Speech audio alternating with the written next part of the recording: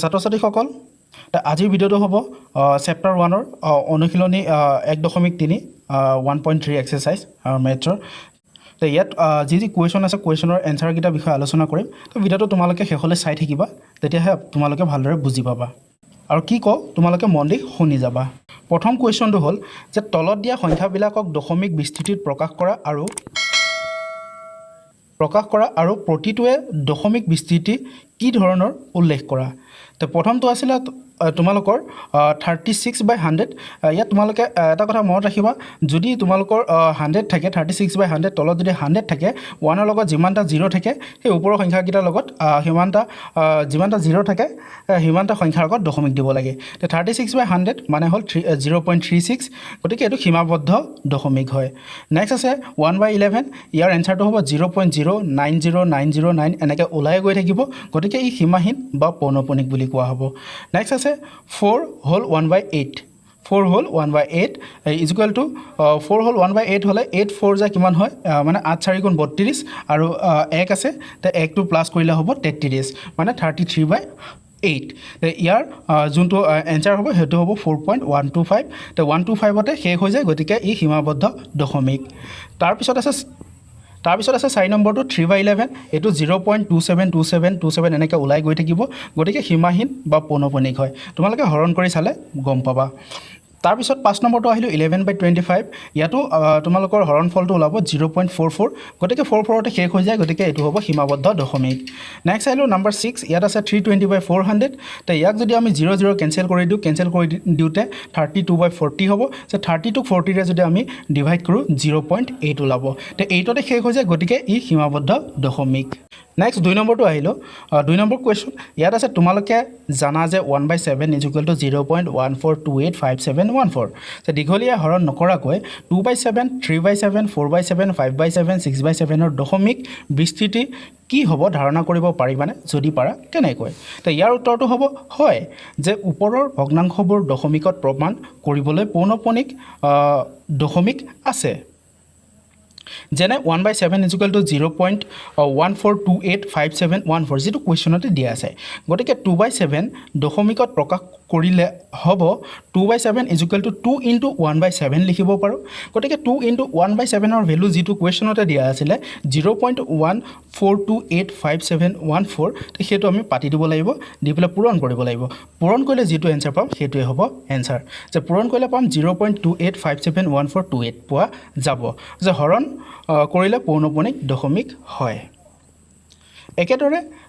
3/7 ৰ 3 * 1/7 = 3 * 0.14285714 =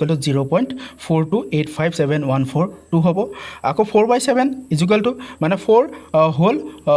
1/7 লিখিব পাৰি মানে 4 * 1/7 লিখিব পাৰি তো 4 * 1/7 মানে 4 আৰু 1 মাল্টিপ্লাই কৰিলে 4 হয় গতিকে 4/7 এ বুজায় গতিকে 4 * 1/7 যে 4 ৰ লগত 1/7 ৰ যেটো ভ্যালু দিয়া আছে সেই ভ্যালুটো আমি পূৰণ কৰিলে যেটো পাম হেতুৱে হ'ব এনসাৰ বাকি 5/7 টো সেম 6/7 টো সেম তোমালোকে এবাৰ কৰি চাবা তেতিয়া হলে বুজি পাবা তাৰ পিছতো যদি তোমালোকে বুজি নোপোৱা কমেন্ট বক্সত আহি পেলে জনাবা মই নিশ্চয় জনাই দিম নেক্সট আহিলো কুৱেশ্যন নম্বৰ 3 তলত দিয়া যিবোৰ p/q আৰ্হিত প্ৰকাশ কৰা শৰ্ত p আৰু q অখণ্ড সংখ্যা আৰু q ≠ 0 তে এটো কি হ'ব যে ইয়াৰ উত্তৰটো হ'ল 1 নম্বৰ আছে 0.6 তে ইকুৱেল টু 0.666 এনেকৈ আমি লৈ ল'ব লাগিব ছটামান ইয়াত আমি x ধৰি ল'ব লাগিব মানে 0.66 যে লৈছিলো হেতু x ধৰি লৈছো গতিকে ইয়াত 0.6 আছে মানে কি এটা সংখ্যা আগত দশমিক আছে হেতু কাৰণে আমি x ক 10 ৰে মাল্টিপ্লাই কৰিছো তে 10x = 10 ইনটু এটা x ৰ ভ্যালুটো আমি পাতি দিলো 0.66 পাতি দিলো তে 10 ইনটু 0.66 তে তাৰ পিছত আহিলে দ্যাট ইমপ্লাইজ 10x = 0.666 মানে 10 টো x ৰ লগত মাল্টিপ্লাই হৈ গল আৰু 10 টো এফালে 0.66 ৰ লগত মাল্টিপ্লাই হৈ গল তাৰ পিছত তলত আহিলে 10x = 6 plus 0.6666 মানে 0.6666 6 ৰ লগত প্লাস কৰিলে আমি 6.666 পাম তে 10x = 6 plus x মানে 0.66 ৰ ভ্যালুটো আমি x ধৰি লৈছিলো ওপৰত গতিকে তাৰ ভ্যালুটো আমি পাতি দিলো x গতিকে 10x = 6 + x হৈ গল গতিকে 10x ইফালে ইকুৱেল চিনৰ ৰাইট সাইডে আছিল +x আমি লেফট সাইডে লৈ আহিলো গতিকে -x হৈ গল = 6 তা 10x ৰ পৰা x গলে থাকিব 9x = 6 তা x = 9 টো x ৰ লগত মাল্টিপ্লাই হৈ আছে তাক যদি আমি ইকুৱেল চিনৰ ৰাইট সাইডে লৈ যাও ডিভাইড হৈ যাব গতিকে 6/9 তা 6/9 ক আমি কেনসেল আউট কৰিব পাৰো কৰাৰ পিছত আমি x ৰ ভ্যালুটো পাম 2/3 যে এটাকে x = 2/3 গতিকে p2 আৰু q3 গতিকে q not equal to 0 নহল তে आंसर হ'ব ইয়াৰ এইটোৱে নেক্সট আইলো কোৱেশ্চন নম্বৰ 4 0.999 ক p/q আৰ্হিত প্ৰকাশ কৰা তোমাৰ উত্তৰ দিশে আচৰিত হৈছা নেকি তোমাৰ শিক্ষক আৰু সহপাঠীসকলৰ লগত এই উত্তৰৰ অৰ্থবহ আলোচনা কৰা এটো ছাত্ৰ-ছাত্ৰীসকল তে আগৰটো হৈতে একে হ'ব তোমালোকে ট্ৰাই কৰি চাবা ইয়াৰ এনসাৰটো হ'ব গৈ x ৰ ভ্যালুটো 1 নেক্সট আইলো কোৱেশ্চন নম্বৰ 5 ইয়াত 1/17 ৰ দশমিক বিস্তৃতি পুনৰাবৰ্তিত গুণটো কিমানটা অংক থাকিব হৰণ পদ্ধতি অৱলম্বন কৰি উত্তৰৰ সত্যতা পৰীক্ষা কৰা ইয়াত হৰণ কৰি চাব দিছে তে তোমালোকে হৰণ কৰি চাবা হৰণ কৰি চালে তোমালোকে গম পাবা ইয়াত মই তোমালোকক দেখুৱাই দিছো তে ছাত্ৰ-ছাত্ৰীসকল তে ইয়াত ফটো এখন আছে ফটোখনো তোমালোকে চাই ল'ব পাৰিবা মই লিংক ডেসক্ৰিপচনত দি দিম ওয়েবসাইটৰ তাৰ পৰা গৈ তোমালোকে চাই ল'ব পাৰিবা হেতু মোৰ নিজৰে ওয়েবসাইট হয় তাতো দিয়া আছে তাৰ পৰা তোমালোকে চাই ল'ব পাৰিবা তে 17 এককটো হৰণ না যায় গতিকে আমি কি কৰিম দশমিক দিব লাগিব দশমিক দিয়াৰ পিছত আমি এটা শূন্য দিব পাৰিম 10 হৈ যাব তথাপিও 17 10ক হৰণ না যায় গতিকে দশমিকৰ পিছত আকৌ এটা আমি শূন্য দি দিম শূন্য দি দিলে 10ৰ লগত আমি আৰু এটা শূন্য বহাবলৈ পাৰিম গতিকে 100 হৈ যাব তে 17 তোমালোকে 100ক হৰণ কৰিবা 17 100ক হৰণ কৰি গৈ থাকিবা যেতিয়ালৈ নেকি পুনৰাবৰ্তি নহয়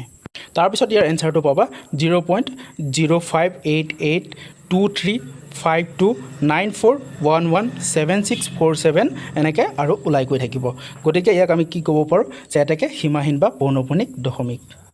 তে ছাত্ৰ-ছাত্ৰীসকল বাকি 6 নম্বৰ কোৱেশ্চনটো ৰৈ গল 6 নম্বৰ পৰা বাকি যিকিটা কোৱেশ্চন আছে সেইকিটা ইয়াৰ নেক্সট ভিডিওত আলোচনা কৰিম তে তোমালোকে নেক্সট ভিডিও কাৰণে ওয়েট কৰিবা নিশ্চয় ইয়াৰ নেক্সট ভিডিওত 6 নম্বৰ পৰা বাকি কোৱেশ্চন এনসাৰ কিটা পাই যাবা তে ছাত্ৰ-ছাত্ৰীসকল আজি ভিডিওটো ইমানতে সামৰণি মাৰিলো যদি কিবা ডাউট থাকে কমেন্ট বক্সত আহি কমেন্ট কৰিবলৈ পাৰিবা যদি ভিডিওটো চাই ভাল লাগিছে লাইক আৰু কমেন্ট কৰিবা লগতে সাবস্ক্ৰাইব কৰি দিবা আৰু লগতে বেল আইকনটো প্ৰেছ কৰি দিবা তে ছাত্ৰ-ছাত্ৰীসকল আজি ভিডিওটো ইমানতে সামৰণি মাৰিলো জয় অসম